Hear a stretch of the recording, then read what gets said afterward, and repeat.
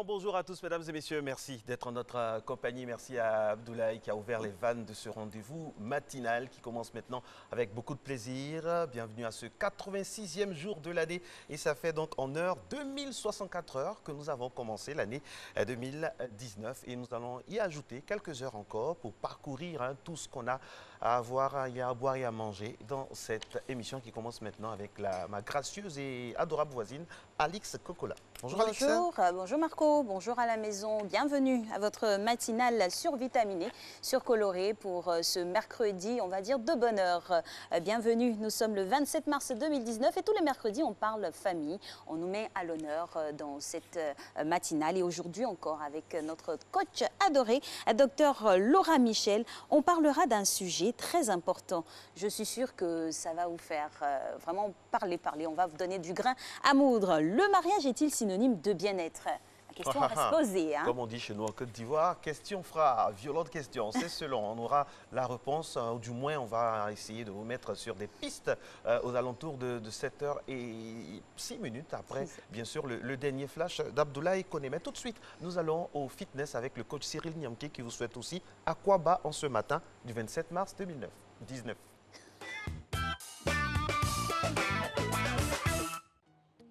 Bonjour tout le monde, c'est Cyril Niamké pour vous servir. Alors, aujourd'hui, 4 petits exercices cardio.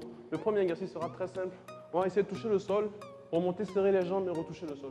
D'accord? On part ensemble. 5, 4, 3, 2, 1. On touche le sol et on se redresse. Pour 12 répétitions. Simple. Allez, go. 1, 2, 3, 4, 5, 6, 7, 8, 9, 10, 11 et 12, parfait. Deuxième exercice, toujours aussi simple, on va courir sur place, toujours à 12 répétitions. Allez, 1, 2, 3, 4, 5, 6, 7, 8, 9, 10, 11 et 12. Troisième exercice, des coups de pied qu'on va donner sur place. Donc on met les mains au niveau de la poitrine, on lance la jambe vers le haut, on vise le menton, d'accord, la ligne du menton, et on change de jambe. Go, 1, 2, 3, 4, 5, 6, 7, 8, 9, 10, 11 et 12, parfait. Prochain exercice, des coups de genoux. Une jambe derrière, 10 coups de genoux de ce côté, 10 coups de genoux de l'autre côté. On va ensemble, allez go. 5, 4, 3, 2, 1, allez. 2, 3, 4, 5, 6, 7, 8, 9, 10, on change de jambe. 1, 2, 3, 4, 5, 6, 7, 8, 9 et 10. Parfait. Prochain exercice. On va se mettre en position de pompe. Lever une jambe et alterner. D'accord? On va aller pas tranquillement. Pour ceux qui n'arrivent pas à faire le mouvement rapidement, vous pouvez mettre une jambe à la suite de l'autre sans accélérer. D'accord? Comme ceci. Allez, go. On accélère. 1, 2, 3, 4, 5, 12 répétitions toujours. 7, 8, 9, 10, 11 et 12. Parfait. On va terminer cette série d'exercices par le jumping jacks. 5, 4, 3, 2, 1. Allez, go. On va à 12 répétitions encore. Une dernière fois. 1, 2, 3, 4, 5, 6, 7, 8, 9, 10, 11. Parfait. Fin de cette série d'exercices. Je vous rappelle que vous pouvez répéter les exercices chez vous si vous voulez. Vous pouvez reprendre ce circuit. Notez les exercices qui sont importants pour vous, que vous avez bien senti. Notez toute cette routine-là et la refaire chez vous quand vous pourrez, quand vous aurez le temps. Je vous souhaite de passer une très très belle journée. Prenez soin de vous et à bientôt. Au revoir. Au revoir, merci coach Cyril Niamké. Le sport, bon pour le cœur, bon pour le corps. Et aujourd'hui, il nous faisait travailler les cardio, c'est ça, pour l'esprit. C'est tout le corps humain, en tout cas, qui est sollicité. Alors, parlons justement de corps humain. Le ventre, plus précisément. Le ventre. L'appétit. L'appétit, la diététique. Les yeux. Et les yeux. Et l'importance. La régénération. Voilà, l'hydratation. Et voilà, l'épuration. Ça vous fait penser à quoi vous avez trouvé? Un liquide en tout cas. H2O, ça donne? De l'eau. L'importance de l'eau dans le corps humain, diététique.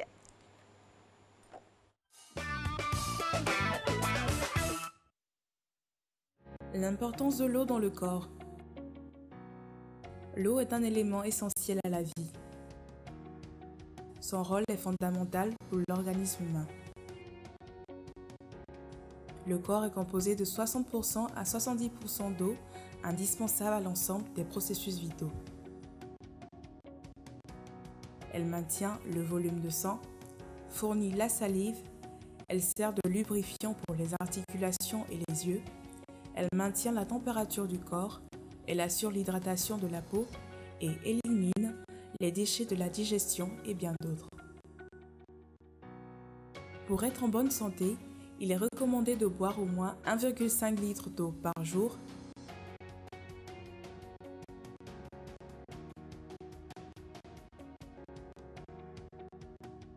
Qu'il s'agisse de l'eau du robinet ou de l'eau minérale, l'hydratation régulière est vitale car sans eau, l'homme ne peut pas rester en vie plus de 5 jours.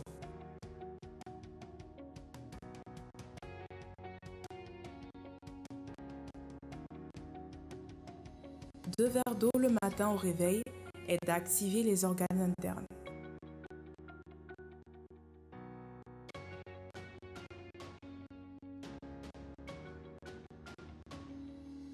Notre cerveau étant constitué à 80% d'eau, il faut donc l'hydrater pour une meilleure performance.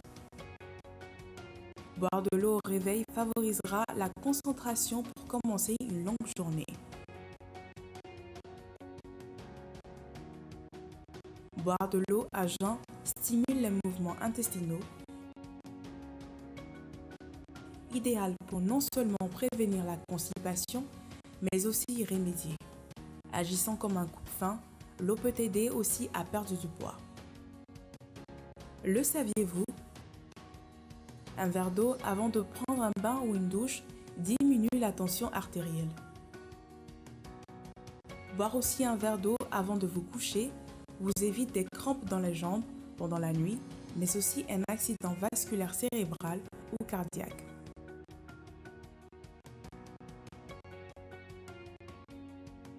Tout abus est nuisible, l'eau ne fait pas exception à la règle. Il est déconseillé de boire plus de 3 litres d'eau par jour. Boire trop d'eau et trop vite augmente la pression dans le crâne et cause un gonflement des cellules, surtout celles du cerveau, ce qui peut créer de possibles maux de tête, voire une intoxication à l'eau.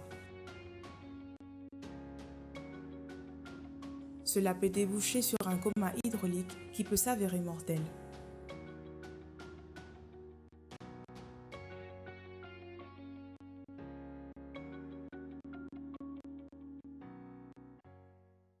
Quelle eau il faut boire? C'est ça aussi. De l'eau minérale, de l'eau du robinet, comme on dit, de l'eau plate, tout ça.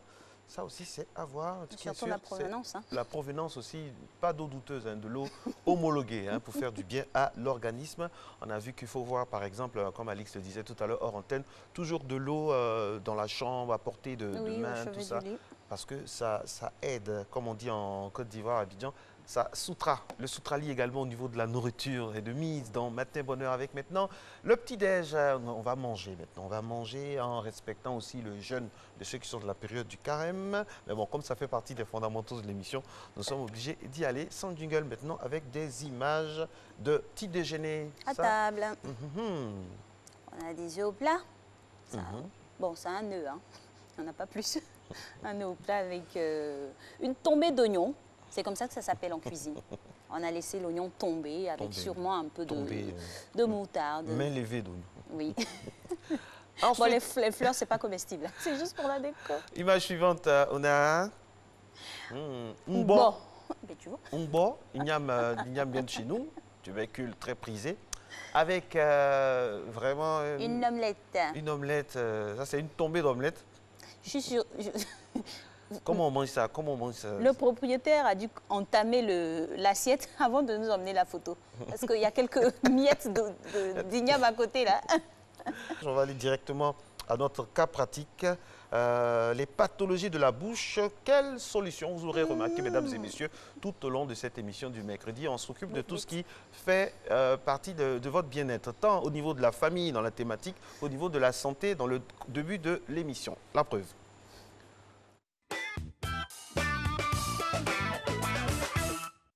Quelles sont les maladies de la bouche? La bouche est un organe qui peut présenter différentes pathologies. Nous partons déjà de la partie visible qui est la lèvre, qui peut être atteinte par des pathologies comme l'herpès. Et lorsque nous rentrons dans la cavité buccale au niveau des tissus mous, nous pouvons avoir des pathologies comme les candidoses, les lichens plans, des plaies, des ulcérations, des gingivites et même le cancer buccal. À quel moment parle-t-on de déchaussement des dents ou de la gencive? On parle de déchaussement de la gencive lorsqu'on a une perte de substance gingivale autour de la dent. C'est-à-dire que la gencive qui normalement protège la dent jusqu'au collet se rétracte sous l'effet d'une pathologie ou du tartre et arrive à un niveau qui est tout à fait inférieur à son niveau habituel. Comment éviter la mauvaise haleine? Pour éviter la mauvaise haleine, il faut déjà avoir l'habitude d'avoir une bonne hygiène bucco-dentaire, se brosser les dents le matin, à midi et le soir après les repas. Éviter de manger tout ce qui peut être susceptible de dégager des odeurs acides. Et il faut aussi éviter de manger tardivement pour ne pas bien digérer.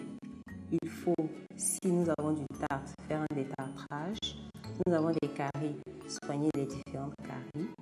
Et il faut aussi humidifier la bouche en buvant suffisamment d'eau pour avoir la bouche hydratée. La périodicité de visite chez le dentiste.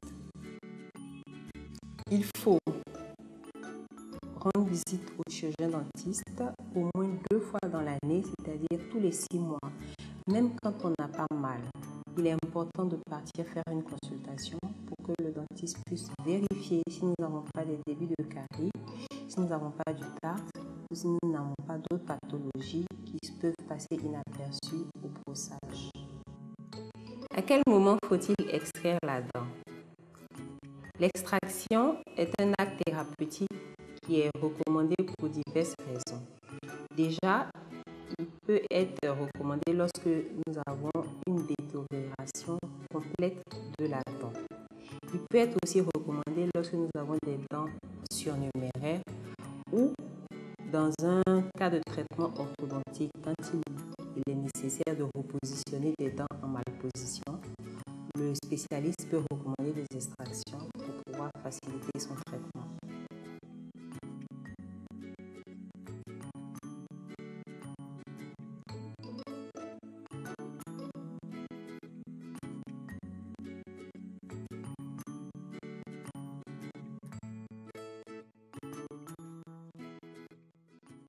Et voilà, l'hygiène de la bouche, très très importante hein, pour pouvoir être à l'aise hein, en société aussi, car quand on sait qu'on a un petit bobo du côté de la bouche, c'est pas très évident pour les autres et surtout pour nous-mêmes.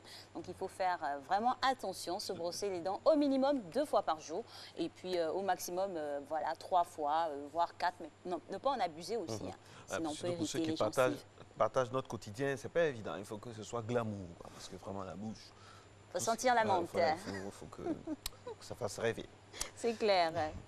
Et oui, et nous, on essaiera de vous faire rêver encore dans ce conducteur en vous donnant quelques petites informations aujourd'hui. Oui. Et on part pour des prénoms, notamment celui à célébrer aujourd'hui. C'est Saint Habib qui est célébré aujourd'hui, voilà. On le trouve chez les chrétiens, chez les musulmans. Exactement. Habib est un prénom polyvalent, voilà, hybride en guillemets, mais hybride H comme Habib même. Et puis nous allons au Congo maintenant. Allez, Congo. On aime bien le Congo. La patrie chère à notre équerre. Ah oui, on aime bien le Congo. La rumba toujours dans nos véhicules. Ah oui, la playlist. Matondo, ça veut dire merci, hein, c'est comme ça. Et puis Vumi, respect, honoré. Et puis Diansangui. Et puis votre prononciation, allez-y aussi.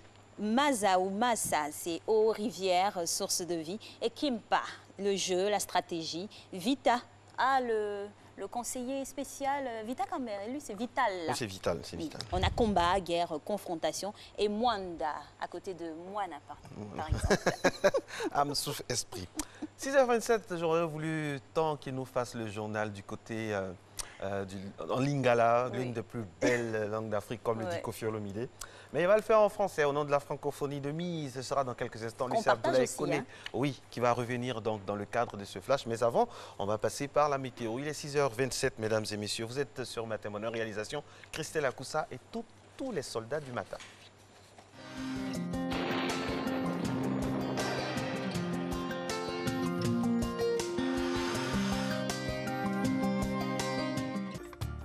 Mesdames et messieurs, bonjour. Pour cette matinée, très tôt le matin, un temps généralement nuageux sera présent sur les régions du sud avant de faire place à un ciel généralement nuageux et ensoleillé. Les régions de la bande centrale seront quant à elles généralement nuageuses. Le nord-est sera sous un temps perturbé par des passages nuageux accompagnés de pluies localisées. Partout ailleurs, le temps sera généralement nuageux. Les températures pour la matinée, la maximale affichera 26 degrés à Abidjan, tout comme à Diaké, 24 degrés à Bondoukou, 25 degrés à Boaké, tout comme à Daloa, à Dambokro, on notera 24 degrés, 23 degrés à Gagnoa, ce sera la minimale, à Korogo, on notera 24 degrés, 23 degrés à Man, comme à Odiéné, à San Pedro, Sassandra Tabou, on notera 25 degrés, à Yamoussoukro, la température sera de 23 degrés. L'après-midi, le début sera relativement ensoleillé sur les régions partant de la bande centrale au sud du pays. Des formations de nuages à caractère orageux seront présentes sur les zones du sud-est, du sud-ouest accompagnées parfois de pluie. L'ouest, le nord-est et l'est pourraient observer des passages de nuages à caractère orageux avec des pluies localisées. Le reste du pays sera partiellement couvert. Les températures pour l'après-midi, on notera à Abidjan tout comme à Diaké, 31 degrés, 34 degrés à Bondoukou, 33 degrés à Boaké, 32 degrés à Daloa, 34 degrés à Dambokro, 33 degrés dans le Go, 35 degrés de maximale à Korogo, 32 degrés à Man, 35 degrés à Odiéné, 31 degrés de minimale à San Pedro, Sassandra Tabou, 34 degrés à Yamoussoukro. Très bonne journée à toutes et à tous.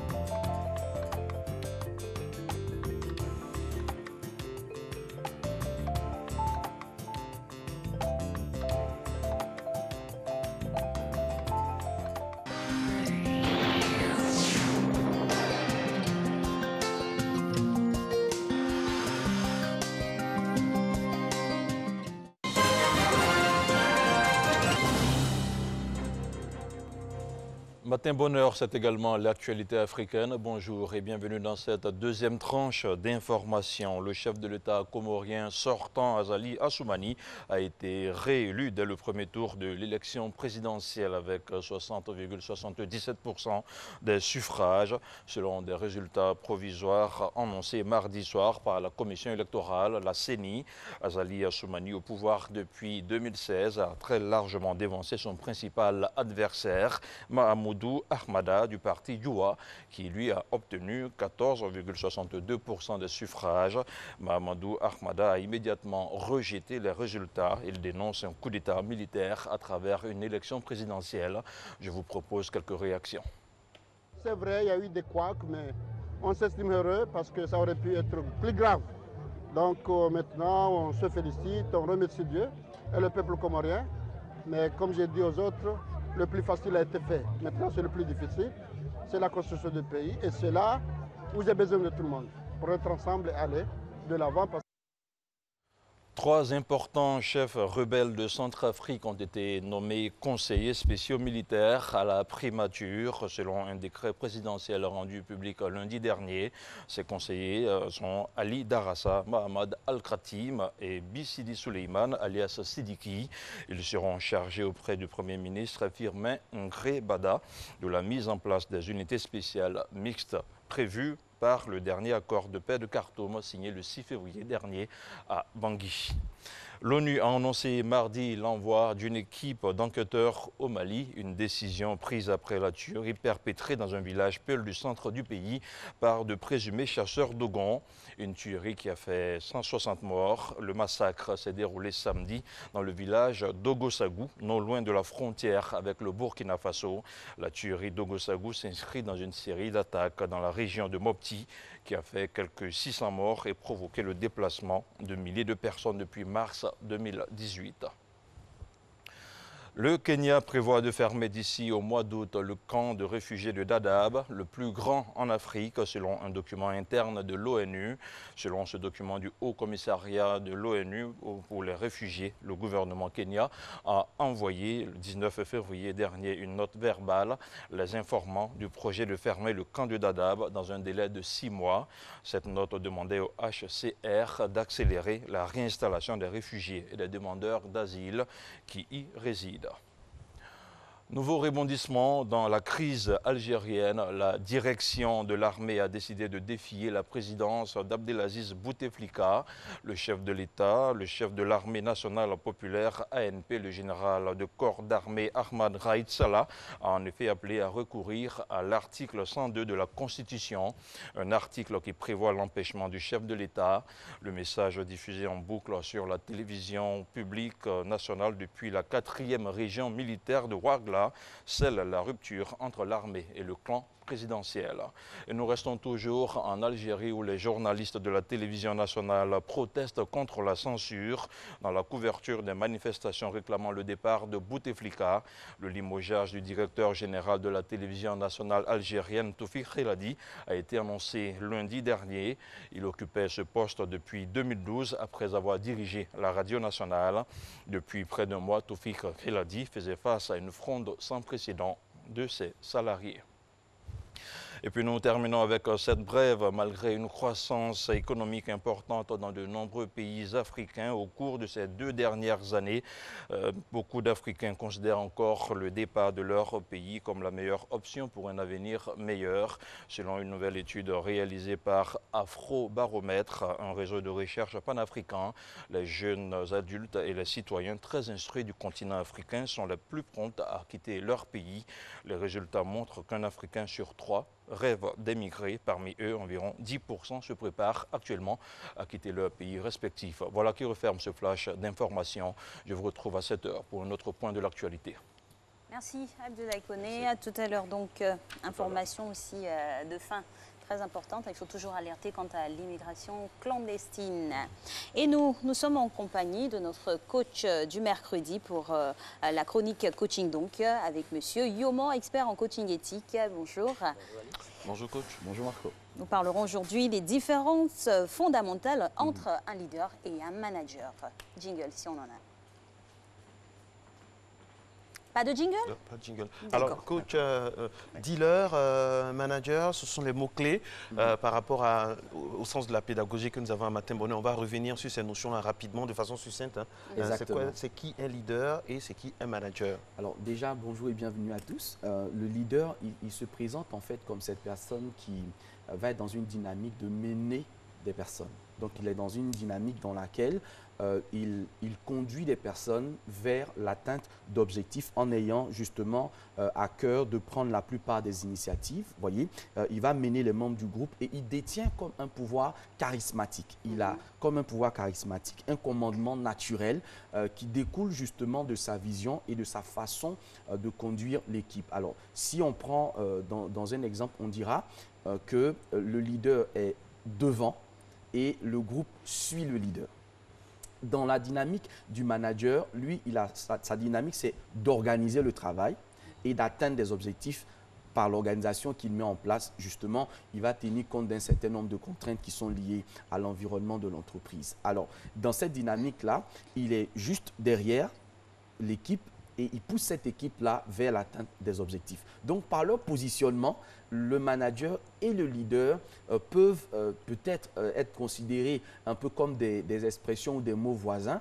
Et pourtant, dans leur manifestation, il y a d'énormes différences. Et c'est cela justement qu'il convient de rajouter à la suite de tout ce que nous avons pu dire sur le manager et son système de management. C'est vrai que depuis plusieurs mercredis, peut-être 3, le 4e maintenant, nous sommes en train d'équiper le manager moderne. Nous sommes en train de faire en sorte justement que dans la gouvernance de l'entreprise, le manager ne soit pas limité dans ses moyens d'action et qu'il ne se retrouve pas à l'étroit très rapidement par rapport aux mutations, aux changements assez rapides qui prennent place à l'intérieur de l'entreprise. Alors, est-ce que parce que nous sommes managers, nous avons forcément automatiquement l'adhésion du groupe? Est-ce que nous avons forcément l'adhésion de ce que nous sommes amenés justement à organiser? C'est là où justement la problématique se pose. Manager ou leader, quelles sont vraiment les différences fondamentales qu'il faut y regarder? Je pense que tout au long de notre échange, nous verrons étape par étape ces différences-là et comment justement passer de manager certainement à leader. Et pourquoi pas,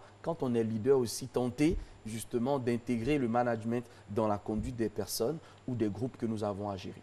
Alors, et pour établir bien les choses, on va essayer déjà de prendre au cas par cas avec le leader. Qu'est-ce que le leader a dans sa besace, si on peut dire ainsi? Alors déjà, ce qui est intéressant à faire remarquer, et comme nous l'avons vu avec le manager pendant presque toutes les séances que nous avons eues les mercredis, nous avons montré justement le manager à l'épreuve de différentes situations. Et on a bien remarqué que dans ces différentes situations, l'objectif principal du manager, c'était atteindre des résultats.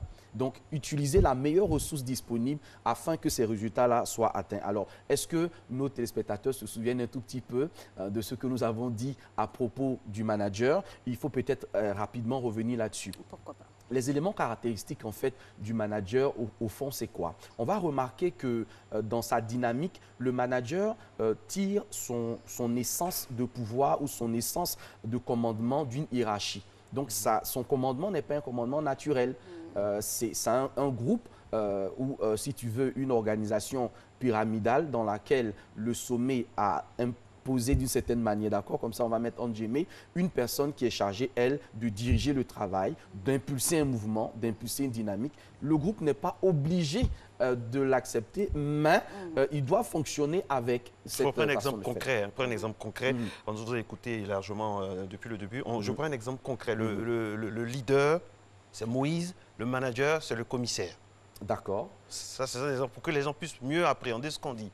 Moïse, c'est le leader naturel. Moussa, pour d'autres, voilà, notre charismatique, que tout le monde suit et auquel on obéit, qui mène vers la terre promise. Tout à fait. Voilà, ça, c'est naturel. Il y a une onction. On est d'accord, on n'est pas d'accord, mais c'est lui qui est là. Exactement. Et puis, il y a le commissaire nommé par la hiérarchie, qui est lui le manager. Est-ce que ces deux exemples-là peuvent nous servir de base?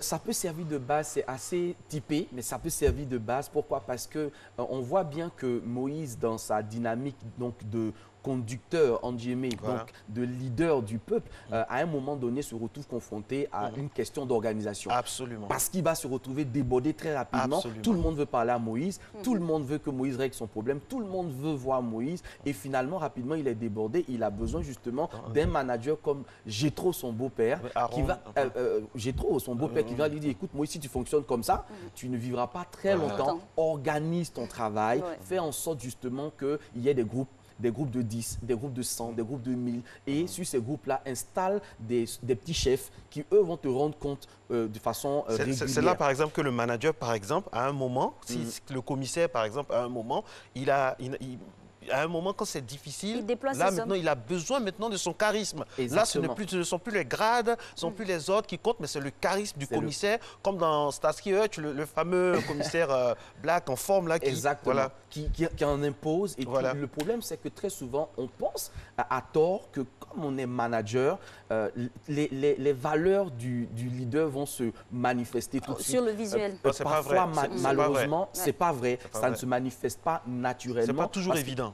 Effectivement, parce que dans la notion donc, du leadership, il y a ce qu'on appelle la dimension éthique du leader, qui est liée en fait à son attitude, qui est liée à sa, comment on va dire, à sa sympathie naturelle, qui fait que justement son pouvoir ne vient pas de là-haut, son pouvoir vient du groupe dans lequel il est. Pourquoi? Il a cette capacité d'écoute naturelle, cette capacité d'empathie, cette capacité d'aller vers les autres et même parfois de ne pas être dans la dynamique de censure. La bienveillance, en fait. Il a une bienveillance qui est tout à fait naturelle et parfois il se surprend. lui-même à être celui que tout le monde impose, que tout le monde plébiscite, quand bien même qu'il ne soit pas forcément le manager. Et c'est là où parfois il y a des couacs. Parce que le manager qui n'a pas compris qu'en fait, il a en face de lui un coéquipier qui lui permettra d'atteindre plus rapidement ses objectifs, voit dans le leader qui est en face de lui, qui souvent peut être le responsable du personnel, qui souvent peut être, comme on le dit, le responsable syndical, etc. Il peut voir en lui un concurrent, il peut voir en lui quelqu'un qui met des bâtons dans les roues, alors qu'en fait, il est là justement. S'il est intelligent, il peut s'en servir pour avancer. Poser avec lui. On a vu dans le management collaboratif, on a vu qu'on travaille avec des collaborateurs qui ont des compétences, qui ont des valeurs. Et qu'est-ce qu'on fait? On s'associe justement à ces compétences-là pour mener à bien la tâche et atteindre plus facilement les résultats. Mais est-ce que le manager peut à la fois être aussi le leader? Pas toujours, mais là, dans l'absolu, il faut travailler justement à l'émergence d'un, on va dire, d'un manager qui se veut de plus en plus leader, avec des caractéristiques qui sont bien définies et qu'on peut vraiment apprendre à mettre en place. C'est un process pas très compliqué. Dans ce développement, et toujours dans la pédagogie, il faut comprendre aussi que le leader n'est pas au sein du groupe celui qui est dominant. Le manager peut être au-dessus du leader ou quoi? Oui, le manager, comme je l'ai dit, il est imposé par la hiérarchie. C'est la hiérarchie qui lui dit, tu as l'autorité, c'est toi qu'on suit, c'est toi qu'on dirige. Le truc, c'est qu'il met en place un process. Il met en place un système dans lequel on doit le suivre. Ça, c'est on doit. Vous voyez, dès lors qu'on dit on doit, il y a la logique de la contrainte. Alors que de l'autre côté, on a envie. On veut. Vous voyez, on est obligé. Et des fois, même quand il dit qu'il n'a pas envie de bouger, on va le tirer de sa zone de confort. On veut qu'il intervienne. En général, on va se rendre compte que c'est le seul qui parfois a cette capacité d'écoute et de dénouement extraordinaire. Et comme on l'observe dans la vie de tous les jours. C'est un caméléon. Oui, un caméléon, un véritable caméléon, mais vous voyez dans la vie de tous les jours, vous distinguerez un leader à sa capacité d'influencer une situation. Par exemple, on dira, tout le monde a parlé, mais quand lui, il est intervenu, les choses sont rentrées naturellement dans l'ordre, alors que ce n'est pas lui le boss, alors que ce n'est pas lui le patron. Mais si lui, il n'intervient pas, on a le... Et des fois, à tort ou à raison, quand le manager sait que ce leader charismatique-là, il a cette capacité. Quand un problème se pose, eh bien, il dit, va parler à tes gens, là. C'est toi, ils écoutent. Je ne sais pas si vous avez déjà entendu. Exactement. Mais, regardez, moi, j'aime les exemples concrets. Est-ce que vous dites, Alix, dans un vestiaire de football, Zinedine Zidane, il y a des exemples concrets. Zinedine Zidane, il est le coach, il a son vécu. Il a été champion du monde, meilleur joueur, tout ça. Entraîneur, entraîneur maintenant, il doit coacher Cristiano Ronaldo. Mais il ne peut pas faire sans Cristiano. Il s'appuie sur Cristiano. Exactement. Ou par exemple, un José Mourinho va venir faire en sorte que oui, la star c'est lui. Voilà, c'est ça aussi, c'est ça. Exactement. C'est dans ces vestiaires-là qu'on voit les vrais exemples entre un leader et un manager. Et je pense que si on continue dans la dynamique footballistique, on va se rendre compte que Léo Messi a vraiment décrit sur un terrain de football lors des dernières rencontres qu'on a eu à regarder, ce que c'est qu'un leader et un manager. À un moment donné, il inscrit un but, il a l'opportunité d'en inscrire un autre, mais qu'est-ce qu'il fait? Il fait la passe. Pour donner de la lumière, pour apporter justement de l'éclairage sur les membres de son équipe. Pourquoi? Parce qu'il porte des brassards. Parce que c'est ça le rôle, c'est ça le rôle d'un leader. C'est pour ça que c'est naturel. Faire briller les autres. Parce qu'en les faisant briller, ça ne ternit pas l'image que nous on a. Voilà, comme la célèbre phrase. Faire briller les autres, donner la place aux autres, laisser les autres s'exprimer. C'est exactement cela. Et à l'intérieur d'une entreprise, chaque personne, quel que soit son rôle, quelle que soit sa posture, a besoin absolument de briller. Vous voyez, ce besoin de briller fait partie justement de la pyramide de Maslow. Tout individu, quel qu'il soit, il a un besoin de reconnaissance. Il a besoin d'être reconnu. Et quand il n'a pas cette reconnaissance, à un moment donné, comme je l'ai mentionné précédemment, il va être un poids lourd pour l'entreprise. À un moment donné, qu'est-ce qui va se passer? Il n'aura plus de motivation. Il n'aura plus donc de volonté manifeste de faire avancer le système et il pèse de tout son poids sur l'activité. Il tire les ficelles de son côté parce qu'il veut de la lumière. Parfois, c'est juste un encouragement. Parfois, c'est juste, j'ai failli dire, un compliment qui met cette personne en lumière. Et quand parfois, dans une entreprise ou dans un système managérial, on ne tire que sur les erreurs, on ne fait que remarquer ce qui n'a pas marché. On ne vous dira jamais quand ça s'est bien passé. Franchement. Mais attendez, ce n'est pas parce que vous ne dites rien que ça veut dire que ça a bien marché. Mais quand ça ne marche pas, on est prêt à tirer sur la personne, à faire des mises à pied, etc. Dans ce système-là, on a un manager qui n'est pas leader. Le leader, lui, prend sur lui, quand c'est bon, de venir et de dire... Il n'accuse pas tout de suite. Il n'indexe pas, c'est lui qui a fait. C'est lui-là qui a fait, c'est lui-là qui a fait. Il prend sur lui. Et après, dans le secret de son bureau, il vous, comme on dit dans le jargon, il vous passe une bonne soufflante, mais ça reste entre vous. Exactement. Ça, il ne devient pas petit en faisant grandir les autres. Justement, en faisant grandir les autres, il prend plus de valeur, il prend bien plus d'importance. Et c'est ça, justement, la dynamique actuelle que le management doit intégrer. On ne peut pas être un super manager qui, à la limite, n'a besoin de personne. Il est super bien nanti intellectuellement. Il a toutes les capacités. Humainement, coach, ce n'est pas possible. Coach, est-ce qu'il n'y a pas un bémol qu'on doit donner par rapport à notre culture africaine? Je le dis sans complexe. Hein. Moi, je suis fier d'être africain. Voilà. Mais je veux dire, est-ce que nos sociétés, la structure de nos sociétés où il y a un chef, j'ai un chef qui dit, et tout le monde, voilà, vous connaissez un peu nos... Est-ce que ça n'agit pas sur notre façon? Même aussi, voilà, il y a des salutations, les genuflexions, bon, ça existe aussi en Occident avec les rois à l'époque, tout ça. Mais je veux dire, est-ce que la structure de la société où on est ne peut pas influencer sur notre manière d'être un leader ou un manager? C'est clair que peu importe qu'on soit ici en Afrique ou ailleurs, il y aura forcément des pesanteurs sociales. Mais en même temps, le rôle du manager doit être à un moment donné de sortir de sa zone de confort. Souvenons-nous de cette expression, sortir toujours du cadre. On a vu dans l'exemple des points où il fallait que Marco puisse tracer en 3 ou 4 points de raccord les différents points. Il fallait qu'il sorte de son cadre. Donc si on reste dans le contexte africain, oui, il y a un chef du village. Mais en général, ce chef du village... Il y a une reine-mère aussi. Exactement, tu viens de trouver. Tu vois, il y a ce contrepoids qui est là, qui va justement lui apporter tout ce dont il a besoin pour pouvoir briller en tant que manager, en guillemets, comme ça on va dire, du village. On va se rendre compte qu'il peut ne pas avoir...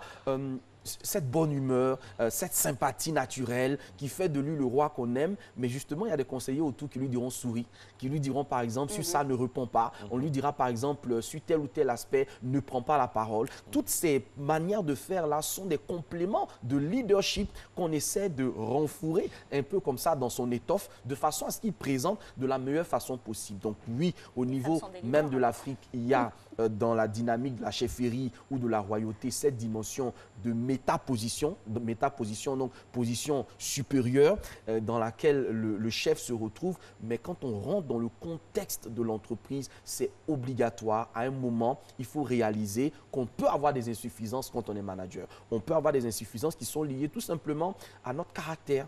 Et ce caractère-là, on ne l'a pas appris. On ne peut pas apprendre un caractère à l'école. Quand on n'est pas quelqu'un de sympathique, on ne l'est pas, quoi. À la limite, quand on n'est pas quelqu'un de bienveillant, on ne l'est pas tout simplement. Mais si on n'a pas ces prédispositions-là, on ne peut pas les acquérir par d'autres moyens. Ça s'apprend. Mais la première étape, vous savez, quand vous êtes malade, la première étape qui vous amène à l'hôpital, c'est de prendre conscience que vous avez mal. Si vous ne prenez pas conscience que vous avez mal, vous traînez avec. Et puis, la vérité, c'est que vous pouvez savoir même que vous avez mal, on peut vous donner le comprimé, mais vous le mettez en poche. Parce qu'il y a ce qu'on appelle une mauvaise foi. Le manager, il sait par exemple qu'il n'a pas telle caractéristique, il ne peut pas faire telle chose, mais il ne peut pas avouer parce que c'est comme un désaveu. Dit par exemple, ça je ne sais pas le faire.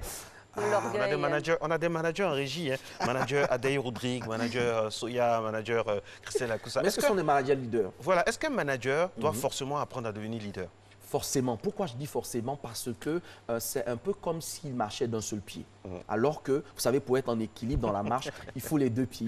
Il faut le pas droit, il faut le pas gauche. Moi, je l'ai remarqué lorsqu'un jour, j'ai eu une entorse à l'un de mes pieds. J'ai pensé que c'était naturel. Mais attends, se lever par exemple même du lit le matin, c'est extraordinaire parce que vous avez besoin de cet appui des deux. Voilà, alors moi, c'est vraiment important à un moment donné de se dire, bon, écoutez, moi je suis manager, je ne suis pas ici pour gérer les susceptibilités, les humeurs, mon boulot. On l'a vu hein, dans le manager directif, ce style de management tend à disparaître progressivement. C'est-à-dire qu'on arrive dans une saison où si le manager n'intègre pas les nouvelles donnes de la gouvernance en entreprise, qui intègre le fait d'être un leader, oui, mais un leader manager, car nous l'avons mentionné, le véritable leader de ce 21e siècle, le leader de l'entreprise aujourd'hui, c'est un leader qui manie. Marco l'a dit la semaine dernière, ça fait un peu manipulateur, mais c'est exactement cela. Il a plusieurs outils entre les mains et il sait faire la passe quand il faut. Il sait utiliser tel ou tel outil en face des membres de l'équipe. Attention, coach, il ne faut pas aussi basculer dans le machiavélisme. Ah oui, il ne faut pas là, basculer c'est là, dans le c'est là, la matérialisme. limite. C'est pour cela que C'est là, la justement limite. des notions comme le leadership doivent être apprises, doivent être enseignées. Encadré surtout. Doivent être encadrés. Accompagné aussi de cet coaching, encadrement d'humilité. et ce coaching-là peut se faire de 3 manières extraordinaires. La première façon, c'est que le manager se rend compte de ses insuffisances. Il entre en librairie. Il y a des rayons entiers oui. sur le leadership. Oui, oui, il peut oui, apprendre, oui, ça, il c'est peut vrai. étudier. Et il ne faut pas se limiter. Vous pouvez investir dans votre développement personnel. Et là-dessus, par exemple, les 21 lois irréfutables du leadership sont un ouvrage de référence en la matière. On a également la possibilité de se faire coacher. C'est-à-dire qu'on a suivi une émission comme Matin Bonheur. On vient de réaliser qu'à la vérité, ce que le personnel fait concernés. remonter constamment comme bruit, etc., dans le couloir, c'est avéré. Je me rends compte que ce n'est pas parce que les gens ne veulent pas de moi dans l'entreprise ou ce n'est pas parce que les gens ne veulent pas de ma direction, mais c'est qu'il y a des insuffisances à l'intérieur. Eh bien, je contacte un spécialiste qui va m'aider en privé. Il va me donner les outils. En général, autour de 3 ou 4 mois, on a établi des bases extraordinaires. Vous vous rendez compte que des personnes entrent en politique. Prenons l'exemple d'un leader politique. Qui se rend compte qu'il n'a pas l'adhésion forcément de cette Là-bas, c'est un population. domaine un peu spécial. Oui, ça, Voyez, il donc, fabrique des on leaders. apprend. La politique, On là, apprend vraiment, c'est- à le devenir. On peut avoir, par exemple, on peut dans le fabriquer domaine- des leaders rapidement en Mixer politique. aussi. Exactement. voilà, Donc, plein de si choses, c'est hein. possible d'en fabriquer, ça veut dire que si je suis manager d'entreprise, je peux me construire justement une identité de leader qui fait que j'ai en fait presque tous les éléments dont j'ai besoin. C'est un peu comme si j'avais écrit une belle lettre, une belle missive, comme on dit, mais je n'ai pas d'enveloppe. Donc, il y a un problème où j'ai une belle enveloppe, mais je n'ai pas la lettre qui doit aller avec. Donc, la lettre et l'enveloppe, c'est le management et le leadership mis ensemble, main dans les mains, qui produisent vraiment des résultats extraordinaires en termes de qualité, en termes d'impact, en termes d'épanouissement. Si on a dans une entreprise un leader qui est à la fois manager, on ne travaille plus. On s'éclate, comme on dit dans l'expression. Ah, ça, On c'est s'éclate, vrai. on ne regarde même plus le salaire. Et oui, on peut arriver à un stade où on bosse pour le leader, les gens restent Oui, de façon oui. tardive à travailler, comme si le travail, compagnons ils s'étaient fidèles. approprié le travail, simplement parce qu'ils ne voient plus en face d'eux un boss, mais ils voient quelqu'un qui les a impactés par leur... Et c'est le jour de la passation des charges qu'on voit On vraiment, jauge. l'impact d'un leader ou d'un manager. Exactement. Le jour où, c'est la raison pour laquelle j'aime bien cette citation d'un doyen qui dit que lorsqu'on vous nomme à un poste, imaginez la physionomie de votre passation de charge le jour où vous partirez. Ça, c'est pas faux. Merci beaucoup à vous, Exactement. Merci. monsieur C'est un le coach. Ça fait plaisir de discuter C'est un avec plaisir vous. Et partagé. c'est tellement actuel, on en trouve dans toutes les sociétés. C'est pas facile hein, d'être manager, leader, mais comme le dit aussi un ami, un leader, c'est un dealer de bonnes vibrations. Ce qui distribue de bonnes vibrations pour le bien-être. On veut se sacrifier pour lui. Tout à Comme Gareth Bale peut mettre ses pieds même sur les poteaux pour Zinedine Zidane en finale de Champions League. C'est ça le vrai leader. Exactement. Merci, beaucoup. coach. Tout le plaisir était pour moi. Partagez. La suite, Alix, on va aller faire un tour sur les routes, hein, si on peut. Ben oui, on y va avec la complicité de Christelle Alors, et toute l'équipe. Vous êtes le leader, démarrez la voiture, on y va. Sol-Air, pas Sol-Sol, Sol-Air. On y va.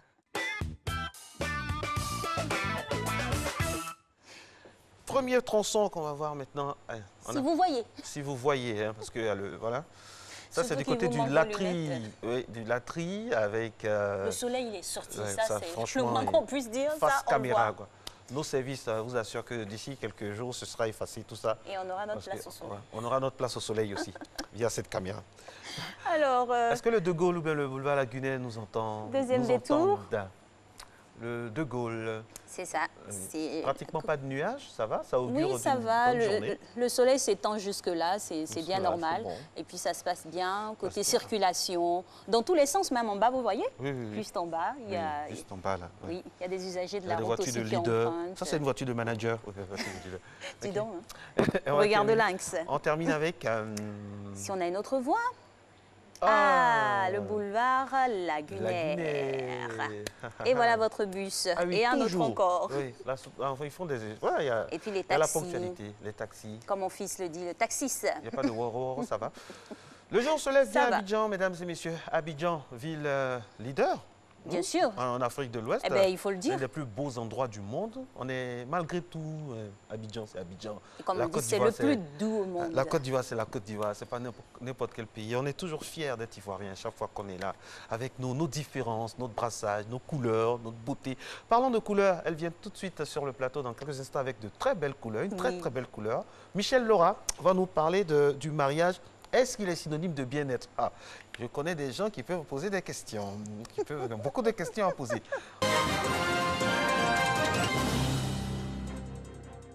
Mesdames et messieurs, bonjour et bienvenue dans cette troisième et dernière tranche d'informations sur Matin Bonheur. L'armée israélienne a riposté mardi soir à un nouveau tir de Gaza.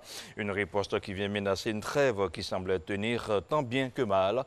Le Premier ministre israélien Benjamin Netanyahou a prévenu qu'il était prêt à ordonner une offensive si besoin. Selon une source au sein des services de sécurité à Gaza, une frappe aérienne a touché une base militaire du Hamas à Khan Younes après le lancement de roquettes contre Israël. À l'issue de leur réunion à l'Élysée mardi, Xi Jinping, Emmanuel Macron, Angela Merkel et Jean-Claude Juncker ont appelé au renforcement du multilatéralisme et de la coopération entre la Chine et l'Union européenne. Les dirigeants européens et le président chinois ont également soutenu la réforme de l'Organisation mondiale du commerce, OMC. Nous devons accélérer les travaux entre l'Union européenne et la Chine sur ce dossier, a lancé Emmanuel Macron. Aux États-Unis, le casier judiciaire de Jussie Smollett va rester vierge. Hier mardi, la justice américaine a abandonné toutes les poursuites contre l'acteur. Jussie Smollett était soupçonné d'avoir mis en scène l'agression dont il disait avoir été victime en janvier dernier à Chicago. Ses avocats ont clamé son innocence. Et puis la justice géorgienne a ordonné mardi l'extradition d'un Britannique condamné par contumace dans son pays. Jack Shepherd est accusé de la mort d'une jeune femme qu'il avait emmenée en bateau sur la Tamise au soir de leur première rencontre. Le jeune homme de 31 ans devrait être transféré en Grande-Bretagne la semaine prochaine selon son avocat. Et nous terminons avec cette dernière information. Plus de 2000 objets en argent pesant au total 400 kilos depuis la révolution bolchevique il y a un siècle. Le trésor de la famille Narychkine était considéré comme perdu. Découvert par hasard par des ouvriers, il s'expose désormais à Saint-Pétersbourg. La grande famille noble de l'époque tsariste, les Narychkine, ont fui la Russie après la réception, sinon la révolution bolchevique en 1917. C'est dans l'un des manoirs leur ayant appartenu dans la deuxième ville du pays qu'a été découvert ce trésor estimé à environ 2,6 millions d'euros. Et voilà qui referme ce flash d'information. Merci à vous tous qui l'avez suivi. Retrouvez l'intégralité de ces différents flashs sur le www.rti.ci. Merci beaucoup. Merci très cher Abdoulaye. On vous retrouve vendredi et demain, c'est ça? Pour briller toujours. Certainement. Vendredi. Demain, c'est Régis. Reviens. Après RTI 1 reçoit hier. C'est ça. Était Mais on se reverra le vendredi, c'est ça? Oui, vendredi. Avec beaucoup de plaisir. Le vendredi à vous. Je ne veux pas dire ce que vous avez dit qui a fait sourire Alix. Ça sont les secrets de la matinale. C'est prévu pour le 28 juin. Le 28 juin, on va vous donner tous ces secrets. Le linge sale se lave en famille. Qui a sali le linge? Le linge sale se lave en famille, mais qui a sali le linge? C'est Marcela. That is the question. Non, c'est pas moi. C'est Abdou. Allez, merci d'être avec nous. C'est ça, Matin Bonheur. C'est la bonne humeur parce que voilà, le leader ici, c'est vous, très chers téléspectateurs. Donc, on est prêt à tout pour vous, pour que vous soyez bien réveillés et puis bien aptes à faire partie de cette Côte d'Ivoire qui travaille là. Et puis surtout d'être heureux. Être heureux en dehors comme à l'intérieur, dans le couple. C'est la raison pour laquelle aujourd'hui nous allons parler donc du mariage. Est-ce que c'est synonyme de bien-être? Voici la question. Grande question. Allez, on se calme. Oui. On va passer par la thématique illustrée et puis on revient pour la discussion. Ça va chauffer. Oui, oui, oui.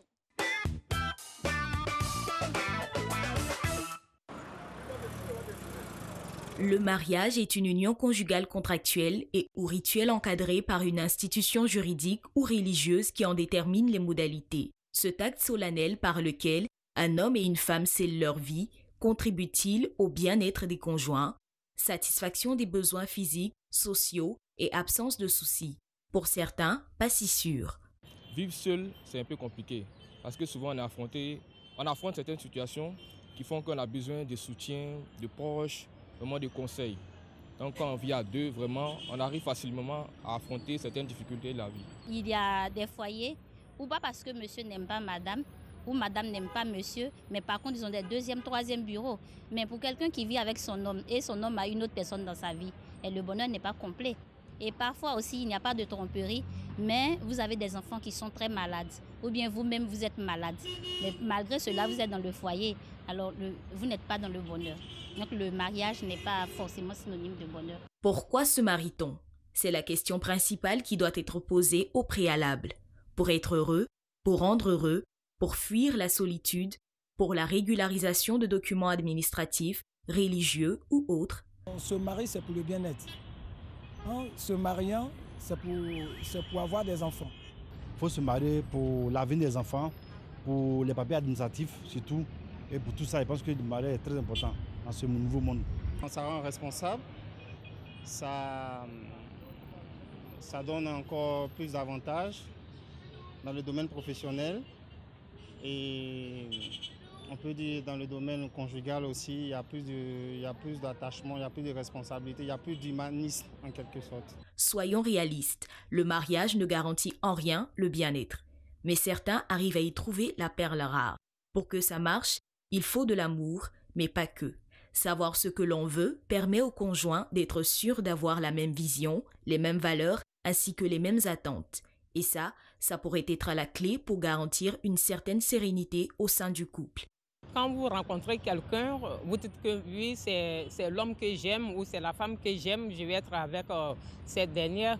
Mais nous avons reçu différentes éducations, nous venons de différentes familles, donc chacun vient avec ses défauts. Donc par moment, il y a des crashs, mais à la base, on se met ensemble pour être heureux.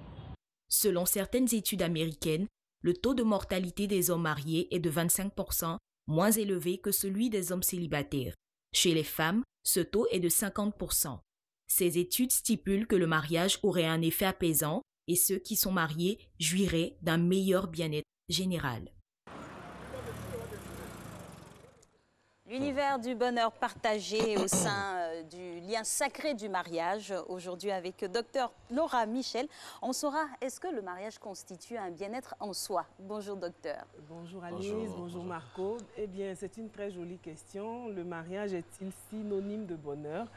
Eh bien, déjà, il faut savoir ce que c'est que le mariage. Oui, le mariage, c'est l'union légitime de deux personnes. Et c'est un rite de passage dans les traditions. Les individus passent du stade d'enfant au stade d'adolescent pour finir par le mariage. Donc le mariage, c'est la période la plus longue de la vie sociale. Donc en général, dans l'élément, on a demandé pourquoi on se marie. Ben, on se marie parce que ça fait partie des traditions. C'est aussi une façon de grandir dans la société. C'est pour cela que le mariage donne un bien-être, un sentiment de plénitude à ceux qui y vont. Mais lorsqu'ils y sont, est-ce qu'ils rencontrent le bonheur? Ça, c'est une autre question parce que nous ne sommes pas faits que d'une facette, alors que le mariage n'est qu'une facette de la vie de l'individu. On va aussi savoir, coach, c'est bien le mariage, sa définition, qu'elle soit juridique ou naturelle, mais le bonheur, c'est quoi au fait aussi? Eh bien, le bonheur, on l'a dit, il est où le bonheur? Le bonheur, il est partout.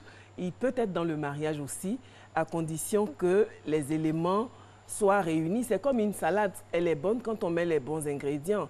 Donc le bonheur, le mariage n'est pas synonyme de bonheur, mais on peut rendre le mariage, on peut transformer le mariage comme source et lieu de bonheur, tant est qu'on y met la bienveillance, le respect, l'amour, l'appui, le conseil, parce que quand on va avec une personne, c'est pour faire équipe. Ensemble, on est plus fort qu'à seul. Donc, lorsqu'on a un coéquipier, forcément, on se sent plus fort, ou une coéquipière, on se sent plus fort parce qu'on a quelqu'un en face qui va nous aider à réfléchir, qui va nous servir d'appui, qui va nous servir de conseil. Donc, on n'est plus seul. Et c'est cela qui rend fort les gens qui sont mariés. Quand on va dans le mariage, on espère avoir ces appuis-là, émotionnels, affectifs, intellectuels, financiers également. Donc, le mariage rend malheureux lorsqu'on n'a pas tous ces appuis qu'on attendait en y allant. Si on se dit on a un coéquipier sur qui on peut compter et qu'en cas de difficulté ou même en cas de bonheur, on ne peut pas partager parce que l'union est gelée par les différends, par la froideur, par la rancune, par la malveillance, par beaucoup d'éléments nuisibles. On ne peut pas être heureux dans un mariage où l'atmosphère est malsaine. Alors, coach, j'ai envie de mettre le pied dans le plat Allez-y. et aller vraiment à la genèse. Qu'est-ce qu'il faut pour vraiment arriver au mariage, avant même de le vivre? Pour il y a deux plusieurs êtres. types de mariage, il y a plusieurs circonstances. On peut se marier de façon voulue, consensuelle. On a vu que dans les sociétés antiques, il y avait beaucoup de mariages arrangés. Mais de plus en plus, avec la modernisation, les mariages sont voulus par les deux individus. Le fait que le mariage soit voulu n'est pas gage non plus de réussite, parce que le mariage est voulu pour des raisons différentes. Donc, pourquoi on se marie? Dans l'élément, on a posé la question. Si on se marie parce qu'on cherche un tuteur, alors on ne va pas dans le mariage, puisque le tuteur n'est pas un compagnon de vie. Or, il y a des personnes qui se marient, surtout la gente féminine, qui se marient parce qu'elles sont fatiguées d'être chez leur tuteur, chez leur oncle ou chez leur grand frère. Si on se marie Là, je suis pas trop Ou d'accord. effet de mode, peut-être. Aussi Non, mais des parce fois, que... on a eu la musique là, hein, par rapport à une grande chanteuse d'ici. Oui. Des études, de longues études dans, Oui. dans du Mais concubinage vous savez- peut pousser à vouloir aller au mariage. Oui, dans le concubinage déjà, c'est une forme d'exprimer sa volonté de rester avec la personne. Donc pourquoi exprimer une volonté qui n'arrive pas à se conclure? C'est la question qu'il faut se poser. Parce que le concubinage est une période où on découvre l'autre. Alors si on découvre en l'autre des éléments qui nous font peur, cela va sans dire qu'on ne va pas se précipiter à la mairie. Si à l'inverse, dans la période où on se met ensemble en ménage, en union libre, on a des motifs d'être confiant et d'être, de se sentir bien, ça facilite le mariage. Donc, la durée de la vie ensemble sans mariage est un signe, est un indicateur de ce que l'un des conjoints est réticent et hésitant pour diverses raisons. Donc, à ce moment-là, il faut l'interroger sur les raisons de sa réticence. Ça peut être que les parents, par exemple, lui mettent la pression. Il y a des gens qui n'aiment pas la pression. Si à chaque fois on vous dit bonjour, vous vous mariez quand, ça peut retenir la personne qui avait envie de le faire parce qu'elle a envie de faire ces choses par elle-même. Si la personne lui dit toutes mes amies sont mariées, j'ai envie de me marier, ce n'est pas un motif intrinsèque. Il y a toujours un tonton ou bien une tante qui va revenir là-dessus. Voilà, c'est pas un motif intrinsèque. Moi, j'aimerais poser une question aussi, Oui. concrètement. Quand on se marie pour soi à un certain pourcentage, on se marie pour l'autre à un certain pourcentage et on divise, on double, je ne sais pas. Alors, on se marie pour marie nous deux. d'abord et avant tout pour la société, parce que l'être Ah. humain est un animal social. C'est ce qui fait que dans les différents rites de passage, le mariage est un grand carrefour. Le mariage est un grand carrefour. Dans nos sociétés traditionnelles, la petite fille, elle va être fillette, elle va avoir ses menstrues, on va lui faire des cérémonies, après on va la proposer au mariage. Même quand elle joue, quand elle est petite, on dit Parfois, oui, elle est voici déjà mon mari, réservée. voici mon... Voilà. même dans les jeux, là, Dans à les l'enfance, jeux. voici Oui, mon maman. mari, papa, oui, maman, parce que tout ça. les jeux miment C'est la l'antichambre. société. Oui. Les jeux miment la société. On va jouer à papa et à maman. La petite fille prend le panier, fait semblant d'aller au marché, fait la cuisine. Et le papa fait semblant d'être méchant, de gronder les gens. Donc, en fait, les enfants Ils miment la reproduisent, société. voilà. Ils reproduisent la société à laquelle ils aspirent. Donc, quand ils vont grandir, ils vont faire comme les grands qui les entourent. Et les grands qui les entourent sont mariés. Donc, le mariage, on se marie pour faire ce que la société nous recommande. C'est ce qui explique que les gens qui n'arrivent pas à se marier sont frustrés ou malheureux. Et les gens qui arrivent à se marier se disent « Ouf, j'y suis arrivé ». Donc, même si le mariage est difficile ou s'il y a une désillusion, ce qui est très fréquent dans le mariage, on ne les exprime pas parce qu'on se sent peut-être pas à la hauteur de ce challenge. Mais il faut le dire, le mariage est l'un des plus gros challenges de l'existence, vu que, comme l'a dit la dame dans l'élément, nous venons avec nos éducations, avec nos aspirations, avec nos rêves aussi, et il est Avec très notre rare, culture, surtout. avec notre culture, famille. surtout, il faut dire la culture familiale, Nos parce belles-sœurs, que nos beaux-frères. même étant dans la même culture, étant issus de la même culture, la culture familiale prédomine sur le comportement de l'individu. Absolument. Et c'est ce qui fait que les gens se méfient. Ils disent, quand tu veux voir à quoi ressemblera ta femme plus tard, regarde ta belle-mère. Donc, si la belle-mère est envahissante, si elle est médisante, si elle est indiscrète, ça peut donner des frayeurs aussi aux compagnons et ça peut le faire hésiter. Il y a de très bonnes belles-mères aussi. Ah oui, il y en a qui ont de la chance. Heureusement, la majorité des belles-mères sont bien. Et pour le mari, il faut regarder aussi sa maman ou son papa? La maman du mari, elle devient un danger lorsque le cordon n'a pas été coupé. Parce que le mari qui ne jure que par sa maman, c'est un mari enfant. Avant même de décider de quelque chose, il dit à sa compagne, attends, j'appelle maman pour la consulter. Donc il faudrait que les parents aussi puissent laisser les enfants voler de leurs propres ailes. Cela contribue à leur épanouissement. Ne pas voir le beau-fils ou bien la belle-fille en rival ou bien en rival ou enfin en rivaux pour parler des deux. Ça dépend des intérêts. Si la belle-mère ou la famille sent que ses intérêts sont menacés, alors ils vont devenir le cauchemar du couple. Est-ce que si on parle d'intérêt d'un mariage, et c'est toujours un mariage? Tout est intéressé, Marcelin. L'intérêt, ce n'est pas seulement financier. Le fait de vouloir du bien-être, c'est une stratégie, c'est un bénéfice. Le bien-être, c'est un bénéfice. L'aspiration, voilà. On va dire intérêt illégaux. On ne fait rien sans intérêt. Si je cherche mon bien-être, c'est que je cherche un intérêt. Et il faut le dire, on ne peut pas planter une graine sans chercher à ce qu'elle produise des fruits. Vrai. Donc, toute action que nous menons, même moi, le fait d'être là, il y a un intérêt derrière. Vous aussi. Donc, non, votre intérêt, on a un intérêt commun. C'est partager, partager la bonne humeur. Et leur apporter quelque chose qui contribue à leur bien-être. Donc, tout est une question d'intérêt. Donc, il ne faut pas avoir honte de penser qu'on se marie par intérêt. Là où le bas blesse, c'est quand l'intérêt se limite à une seule facette, c'est-à-dire c'est des intérêts matériels ou des intérêts sociaux. Il y a des gens qui se marient pour profiter de la couverture sociale de leur compagne ou de leur compagnon. Non, pour dire, je vais entrer dans une grande famille, je vais être la femme de X ou de Y. On va dire que je suis mariée à une star ou à quelqu'un dans mon village. Les gens vont savoir que je suis mariée à telle personne. Donc, ce sont des intérêts qui ne sont pas forcément les meilleurs.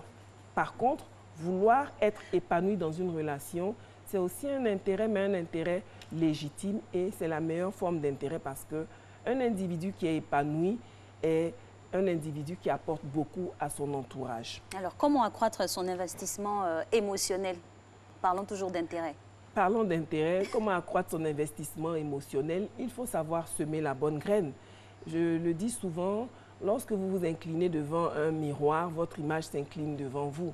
Donc, émotionnellement, il faut bichonner l'autre pour qu'en retour, même s'il est de glace, il puisse fondre un tant soit peu et à son tour, vous bichonner. Donc, le capital émotionnel est très important. Le bien que je fais me revient toujours. Comme un boomerang.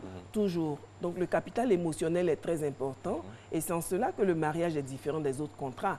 Parce que le mariage, qu'est-ce que c'est? C'est un contrat social. À la différence du contrat professionnel, il implique l'affectif et en grande proportion. Alors, préoccupation majeure des gens des téléspectateurs qui nous envoient des messages en ce moment. Marco, Alix, c'est bien beau tout ça, mais le mariage chez nous en Afrique, c'est une affaire de famille. C'est la famille qui décide tout, c'est la famille qui dit tout. Les regards des belles-sœurs, les ronchonnements des beaux-frères, toutes les messes basses dites quand on vient à la maison. Voilà, tout est codifié, tout est scruté. Est-ce que tout ça, c'est pas ça qui gâte, entre guillemets, les mariages? Tout est une question de management. Si le mariage et de leadership, comme l'a dit le coach précédent, donc on a des éléments qui ne dépendent pas de nous et c'est en cela qu'il est important de se créer une alcôve. Comment être heureux avec des choses qui ne dépendent pas de nous? Se créer une alcôve, se mettre une protection, se créer une zone. Sa bulle. Sa bulle où on est avec l'autre, rien que pour l'autre. Parce que si par exemple vous avez une belle famille envahissante ou même une famille envahissante, il faut pouvoir créer une bulle dans laquelle cette famille-là ne va pas venir perturber votre conjoint. Comment? Comment? En mettant les balises, en verbalisant ou en essayant dans vos rapports de clarifier les choses pour dire voici les limites que je vous permets. Exemple concret, coach. Ma belle-mère débarque chez moi à la maison. Il est 7 heures. Oui. Qu'est-ce que je lui dis à retourner chez vous, mais non? Pas du tout, pas du tout, ça ne se fait pas. Et on est en plein petit-déj, elle était pratiquement pas prévue. Écoutez, ça, c'est pas méchant. La belle-mère qui débarque chez vous déjà, l'heure devrait vous interpeller. Pourquoi elle vient si tôt? Alors déjà, vous êtes à table, vous l'invitez à manger Et une fois qu'elle a mangé, vous lui demandez le motif. Si c'est un motif futile, ben, vous lui répondez avec futilité qu'elle est la bienvenue, mais que vous avez eu peur pour rien. Donc, elle se fera attention à ne plus vous faire peur pour rien. En Afrique, les autres fois. Oui, bien sûr, vous ne pouvez pas le renvoyer visage est votre déjà belle-mère. renfermé quand on voit... Mais si elle vient en tant qu'inquisitrice, à ce moment-là, il faut lui montrer que Et quand on la sait comme ça?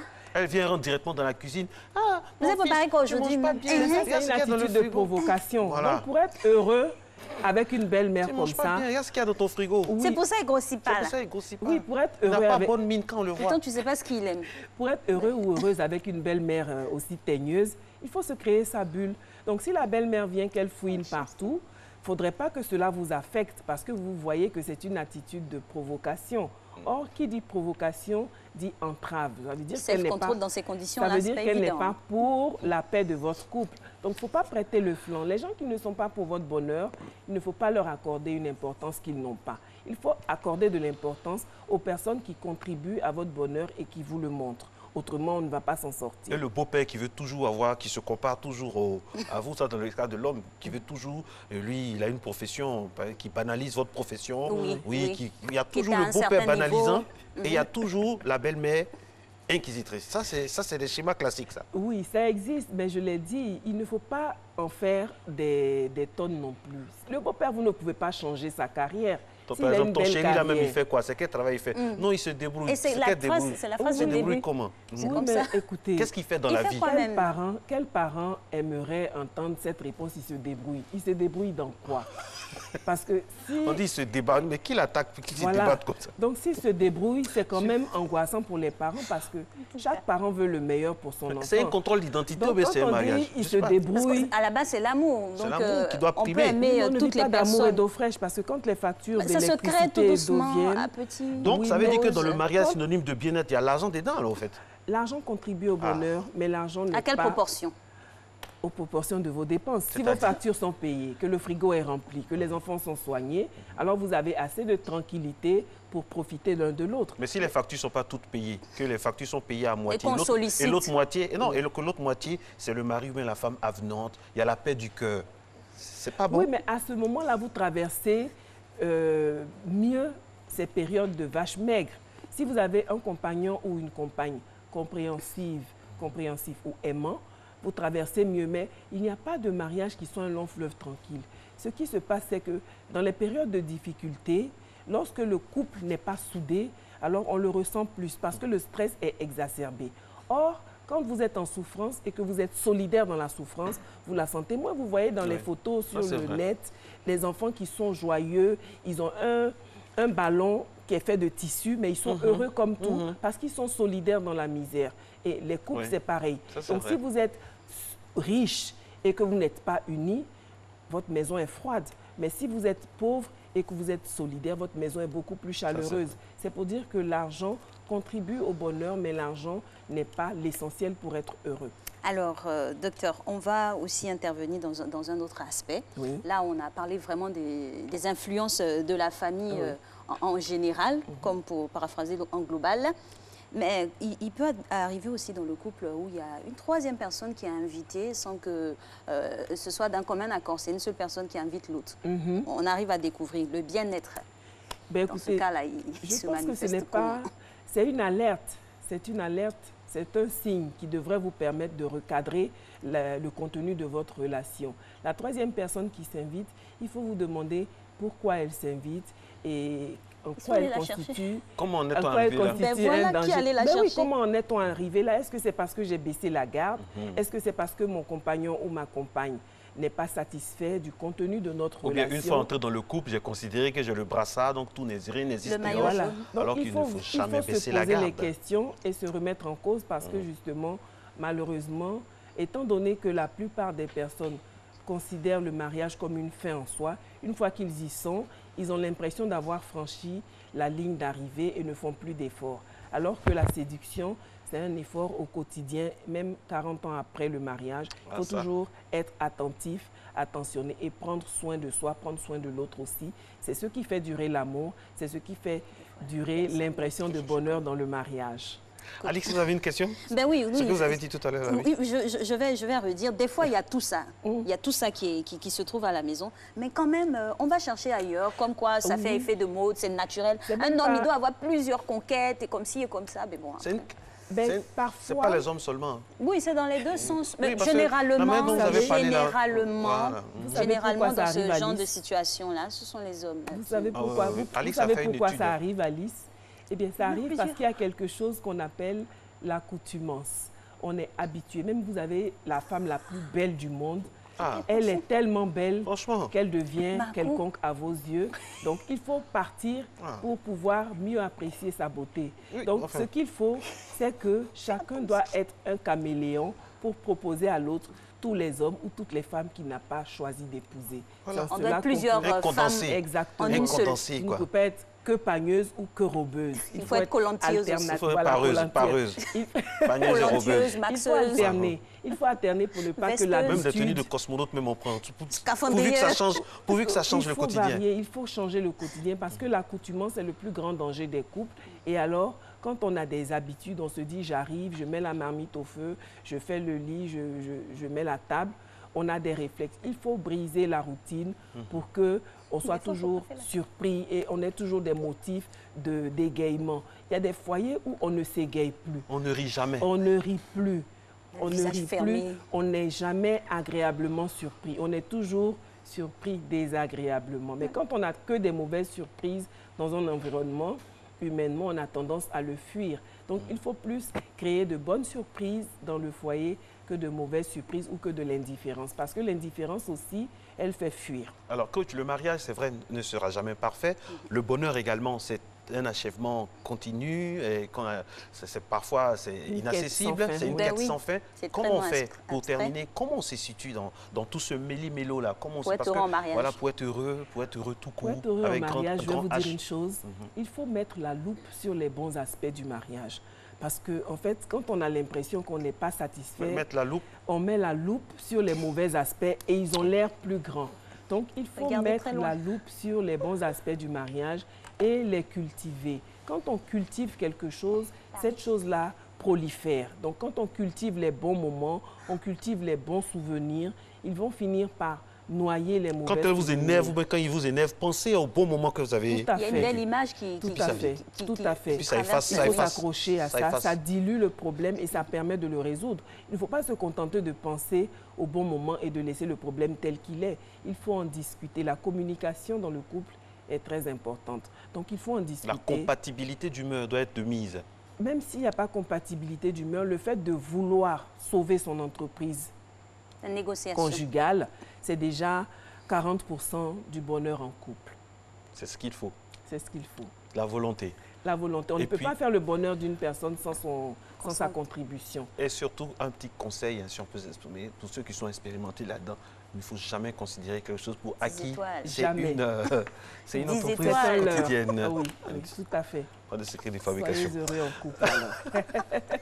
Merci infiniment, coach. On espère que ces conseils-là et ces orientations-là serviront à tous les couples amoureux qui suivent Matin Bonheur. Tout échange ici n'a rien à voir avec la réalité. C'est que des échanges avec le coach Laura. C'est clair. Voilà.